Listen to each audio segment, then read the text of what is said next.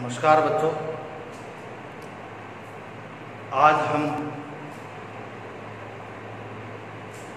जो अध्याय पढ़ेंगे वो गद्य भाग में से पढ़ेंगे, क्योंकि हम पद्य भाग के 3 चैप्टर पढ़ चुके हैं। इसलिए आज हम गद्य भाग का प्रारंभ करेंगे। और गद्य भाग के लिए बच्चों ध्यान रखना, जो पहला चैप्टर है उसका नाम है नमक का दारू।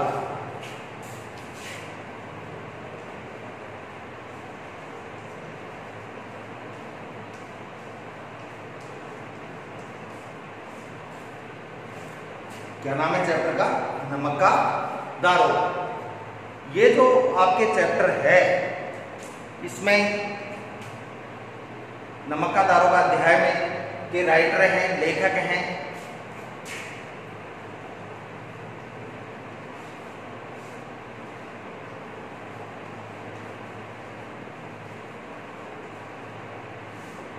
मुंशी प्रेमचंद।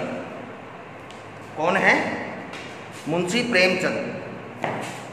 मुंशी प्रेमचंद एक महान साहित्यकार हिंदी जगत के हुए हैं। इनको उपन्यास सम्राट के नाम से भी जाना जाता है। इनको उपन्यास सम्राट भी कहा जाता है, क्योंकि इनकी टक्कर के, इनकी समता के उपन्यास हिंदी साहित्य में किसी अन्य ने नहीं लिखे। तो अध्याय शुरू करने से पहले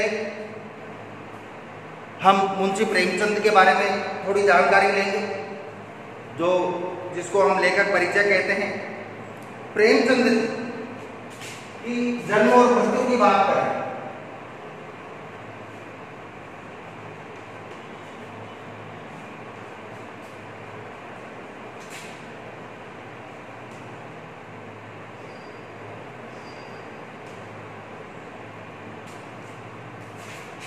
इनका जन्म 1880, प्रेमचंद जी का जो जन्म था वो 1880 में हुआ था और इनकी मृत्यु 1936।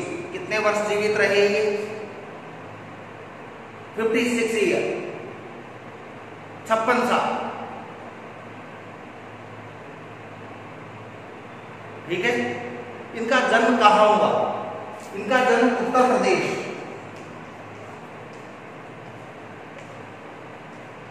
एक जगह है, गांव है लमही।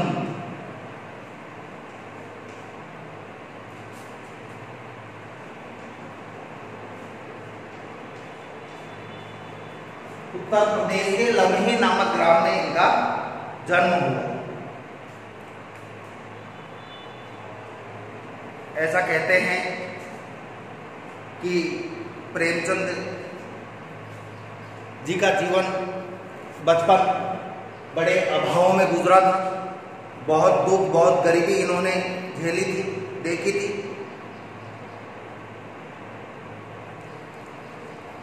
हिंदी साहित्य में मुंशी प्रेमचंद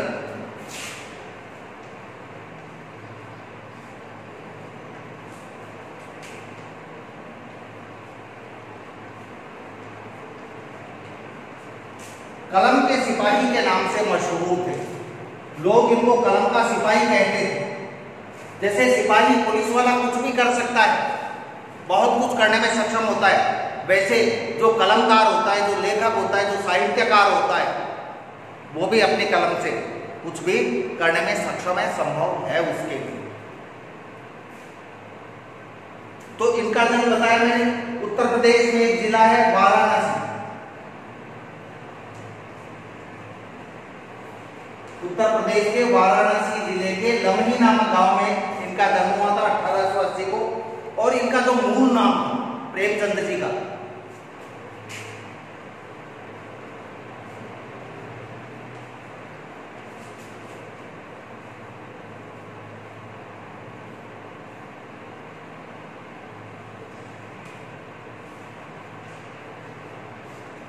धनपत राय।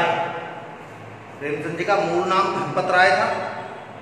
जब ये पढ़ रहे थे, पढ़ाई करने के बाद इनकी सरकारी नौकरी लग गई, ये गवर्नमेंट सर्वेंट हो गए। लेकिन गवर्नमेंट सर्वेंट होने के बाद भी गांधी जी से प्रेरणा लेकर इन्होंने रिजाइन किया, वहां से त्याग पत्र दिया और सारा जीवन लेखन कार्य में समर्पित कर दिया। मतलब लिखने में ही अपना पूरा जीवन इन्होंने खपा दिया, पूरा जीवन ये लिखने में लगे। जब इन्होंने लिखने का काम शुरू किया प्रेमचंद जी ने, तो ये उर्दू में लिखते थे साहब। और उर्दू में किस नाम से लिखते थे?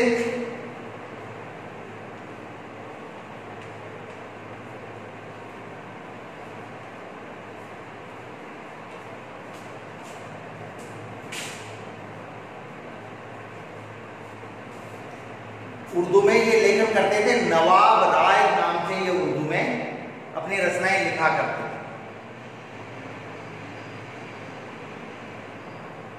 लेकिन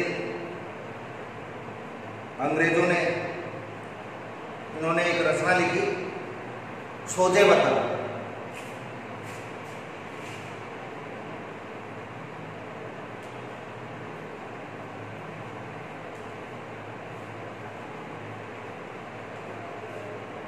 सोजे वतन एक रचना लिखी इन्होंने, जो अंग्रेजों ने बैन कर दी, इनके लिखने पर प्रतिबंध लगा दिया। तब ये नवाब राय के स्थान पर प्रेमचंद के नाम से लिखने लगे। अब एक प्रश्न आता है, अभी मैंने बताया कि इनको उपन्यास सम्राट कहा जाता है प्रेमचंद को।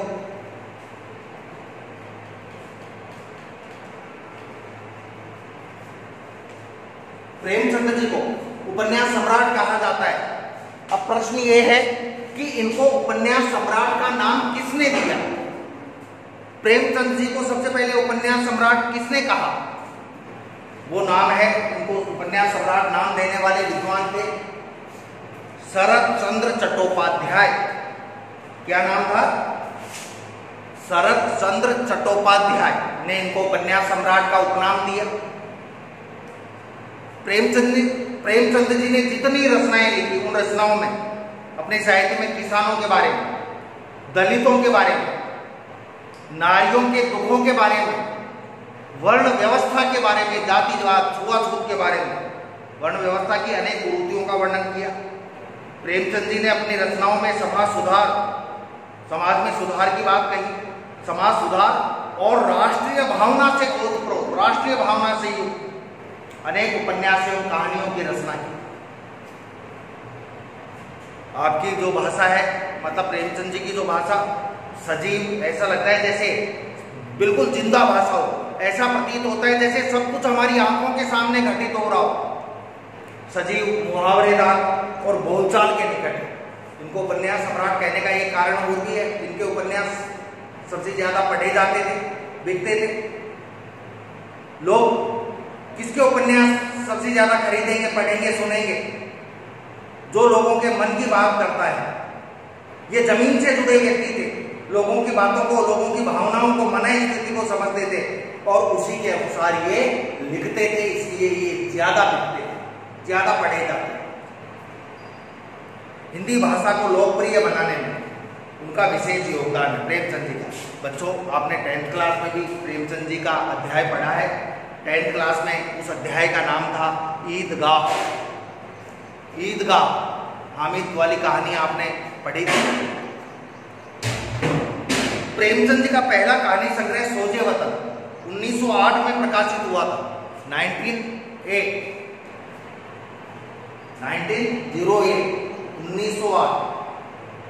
में प्रकाशित हुआ था। सोजे वतन जो रचना थी इनकी, उसमें देश के दर्द को अभिव्यक्त किया था अपनी रचना में, अंग्रेजों के विरुद्ध लिखा था। इसीलिए अंग्रेज सरकार ने इस रचना को बैन किया, प्रतिबंधित किया था। देशभक्ति से ओतप्रोत होने के कारण इस पर अंग्रेजी सरकार ने रोक लगा दी थी, सोजे वतन पर। और लेखक को भी भविष्य में इस तरह का लेखन न करने की चेतावनी दी कि अंग्रेजों ने कह दिया था कि भाई तुम सोजे वतन जैसे आगे कोई और रचना नहीं लिखोगे, और इनको बैन कर दिया था। तब इन्होंने उर्दू में नवाब राय नाम से लिखते थे, तब नवाब राय के स्थान पर किस नाम से लिखने लगे? प्रेमचंद के नाम से लिखने लगे। मुंशी कैसे लगा था? क्योंकि अभी मैंने थोड़ी देर पहले बताया था कि ये सरकारी नौकरी करते थे, उससे रिजाइन किया था, त्याग पत्र दिया था। मरणोपरांत जब इनकी प्रेमचंद जी की मृत्यु हो गई 1936 में, तो उनकी कहानियां मानसरोवर नाम से 8 खंडों में प्रकाशित हुई। प्रेमचंद जी की कहानियां मानसरोवर बुक 8 खंड आए, उसके 8 बुक आई मानसरोवर नाम से। Mansarovar first, Mansarovar second, Mansarovar third, fourth, fifth, six, seven, 8। उन 8 मानसरोवर जो बुक है उनमें प्रेमचंद जी की कहानियों का संग्रह है। अब इनकी प्रमुख रचनाओं की हम बात करें, प्रेमचंद जी की प्रमुख रचनाएं कौन कौन सी हैं? उपन्यास इनके निर्मला, सेवा सदन, प्रेमाश्रम, रंगभूमि, कर्मभूमि, गोदान और गबन, जिनके आधार पर इनको उपन्यास सम्राट कहा जाता है। इनके नाटक हैं करबला और संग्राम, पत्रिकाएं माधुरी, हंस, मर्यादा और जागरण। इन पत्रिकाओं का इन्होंने संपादन किया। ठीक है बच्चों, ये प्रेमचंद जी के बारे में हुआ, लेकिन इसके आगे और भी है थोड़ा। प्रेमचंद हिंदी कथा साहित्य के शिखर पुरुष माने जाते हैं। हिंदी कथा साहित्य में सबसे शिखर, सबसे ऊंचे, सबसे नंबर 1 माने जाते हैं। कथा साहित्य के शिखर पुरुष का बचपन अभाव में बीता, बहुत गरीबी में बीता। स्कूली शिक्षा पूरी करने के बाद, स्कूल की शिक्षा तो कर ली इन्होंने पूरी, 11वीं तक पढ़ाई कर ली। पारिवारिक समस्याओं के कारण, भाई रुपए पैसे की दिक्कत थी इनके परिवार में, जैसे तैसे बीए तक की पढ़ाई बड़ी मुश्किल से, खुद मेहनत मजदूरी करके बीए तक की पढ़ाई की इन्होंने। अंग्रेजी में एमए करना चाहते थे प्रेमचंद जी, लेकिन जीवन यापन के लिए नौकरी करनी पड़ी। भाई जीवन भी तो बिताना था, खर्चा भी तो चाहिए, इसके लिए अंग्रेजी से एमए करने का विचार छोड़कर नौकरी करनी पड़ी प्रेमचंद जी को। सरकारी नौकरी मिल गई इनको, लेकिन महात्मा गांधी के असहयोग आंदोलन से प्रेरित होकर उन्होंने नौकरी छोड़ दी। मैंने बताया, त्याग पत्र दे दिया नौकरी से। तो असहयोग आंदोलन में सक्रिय होने के कारण त्याग पत्र देना पड़ रहा। राष्ट्रीय आंदोलन से जुड़ने के बावजूद लेखन कार्य सुचारू रूप से चलता रहा। देश की आजादी में भी अपना योगदान देते रहे, असहयोग आंदोलन से भी जुड़े रहे, और न केवल उस आंदोलन से जुड़े रहे, अपना खर्चा भी निकालते, कमाई भी करते और लेखन का काम भी करते। तीनों काम एक साथ कर रहे थे। पत्नी, प्रेमचंद जी की पत्नी का नाम था शिवरानी देवी।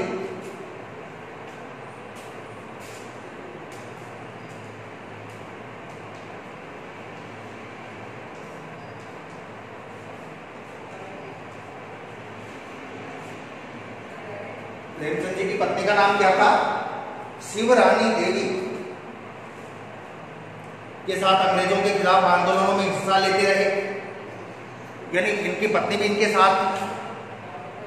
उनके जीवन का राजनीतिक संघर्ष उनकी रचनाओं में सामाजिक संघर्ष बनकर सामने आया, जिसमें जीवन का यथार्थ और आदर्श दोनों था। जीवन के यथार्थ को भी बताया, जीवन का आदर्श रूप क्या है, स्वरूप क्या है, ये भी उन्होंने प्रतिपादित किया।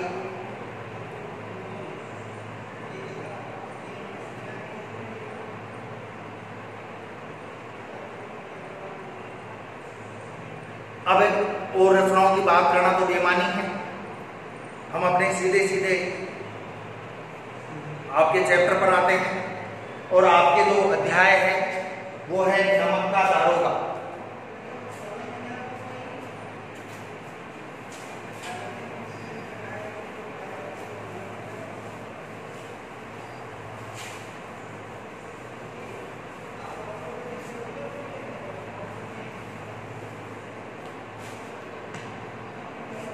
नमक का दारोगा, यहां दी गई कहानी नमक का दारोगा, इसका पहली बार प्रकाशन, नमक का दारोगा कहानी का पहली बार प्रकाशन कब हुआ था बच्चों? 1914 में यह प्रकाशित हुई थी कहानी। बहुचर्चित कहानी है, इसमें रिश्वतखोरी, भ्रष्टाचार इनको उजागर किया गया है, लेकिन साथ में यह भी बताया गया है जो व्यक्ति ईमानदारी पर रहता है, देर से ही सही उसका सम्मान तो बढ़ता है, चाहे उसमें समय लग सकता है, लेकिन ईमानदारी ईमानदारी ही होती है। जो बेईमान आदमी है वो भी ईमानदारी को के सामने नतमस्तक होते हैं, झुक जाते हैं। ये आदर्शवादी कहानी है क्या है इस कहानी में वो मैं आपको कल बताऊंगा, लेकिन अभी थोड़ा और समझा देता हूं।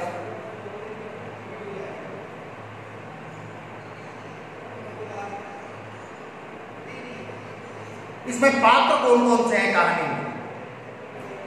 इस कहानी में पात्र कौन कौन से हैं? देखो, नमक का दारोगा कहानी के पात्र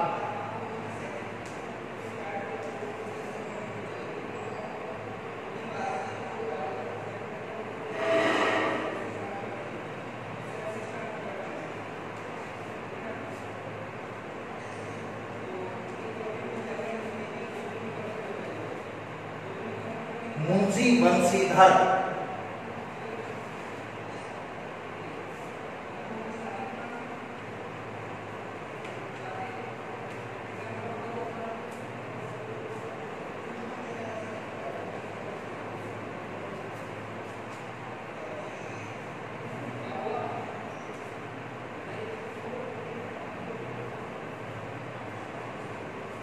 पंडित आलोपीदीन,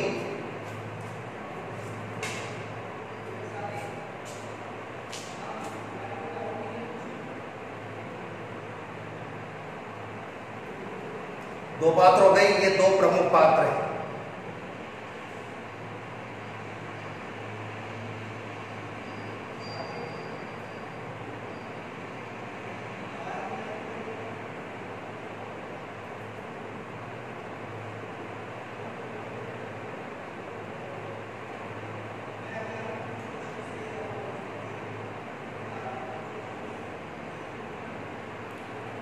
इसमें मुंशी बंशीधर मुख्य पात्र है, इसकी नौकरी लग जाती है और ये अपने जीवन यापन के लिए, ध्यान रखना बच्चों, शीर्षक की चर्चा कर ले। नमक एक ऐसा विभाग था आजादी से पहले जहां खूब रिश्वत चलती थी, भ्रष्टाचार होता था, खूब लेन देन होता था, यानी ऊपर की कमाई खूब होती थी इस विभाग में। तो मुंशी बंशीधर को नौकरी मिल गई। कौन सा पद मिला? दारोगा का पद, सम्मानित पद माना जाता था, ऊंचा पद माना जाता था, दारोगा। तो इनको ये दारोगा की नौकरी मिल गई नमक विभाग में। अब नमक विभाग में दारोगा की नौकरी मिल गई तो घर वाले भी बड़े प्रसन्न थे। इनके पिता भी नाम बताते हैं आपको,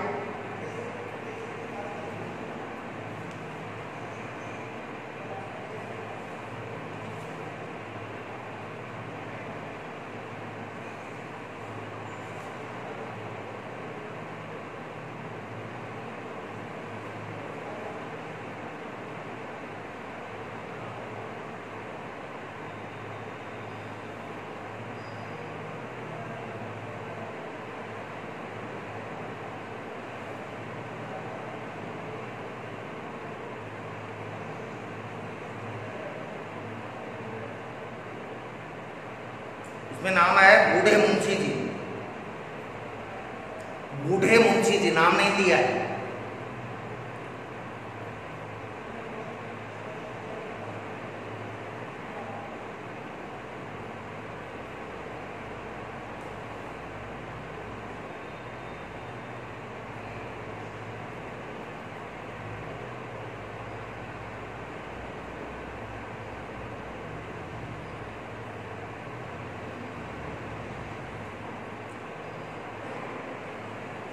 पंडित आलोपीदीन यहाँ इस पाठ में भ्रष्टाचार के प्रतीक हैं, जबकि मुंशी बंशीधर है वो ईमानदारी के, सत्य के प्रतीक हैं।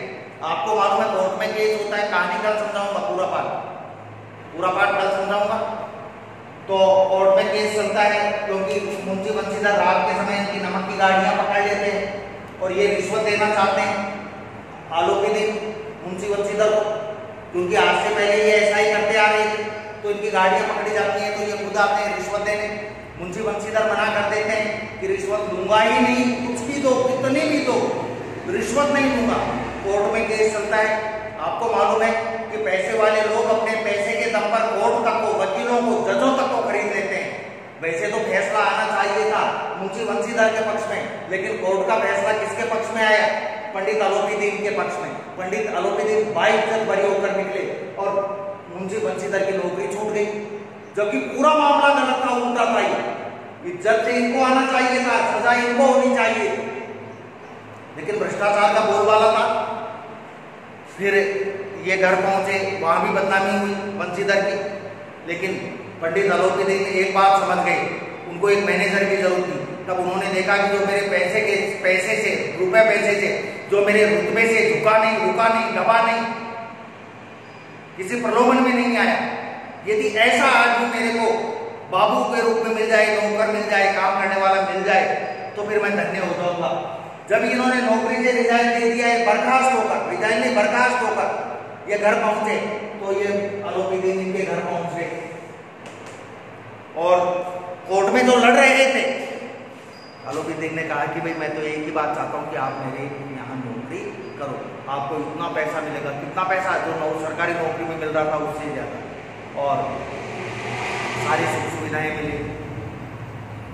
और बंशीधर ने कहा कि भाई अब देख लो, मैं तो वही आदमी हूँ जो आपसे बहस हुई थी नदी के किनारे, कि मुझे ऐसे ही आदमी की जरूरत है, क्योंकि ईमानदार आदमी होता है, मेहनती आदमी होता है, वो कठोर तो होता है। बच्चों, ये चैप्टर कवि परिचय और थोड़ा सा कहानी के बारे में, कल पूरी कहानी के बारे में आपको समझाया जाएगा। ठीक है, धन्यवाद।